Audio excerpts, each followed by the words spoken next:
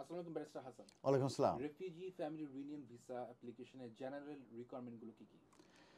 General রিকোয়ারমেন্টসের ভিতরে হচ্ছে যে একটি ভ্যালিড অ্যাপ্লিকেশন করতে হবে, এবং এটা অনলাইনে, এবং যে পার্সন অ্যাপ্লিকেশন করবে তার এস্টাবলিশ করতে হবে বাই দেয়ার আইডেন্টিটি এবং ন্যাশনালিটি।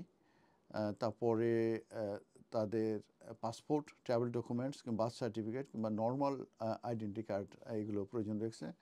এবং ফ্যামিলি মেম্বারদেরকে মিট করতে হবে সুইটেবিলিটি যে রিকোয়ারমেন্ট আছে সেটা, এবং exclusion clause of the refugee convention আছে, সেইটার ভিতরে পড়বে না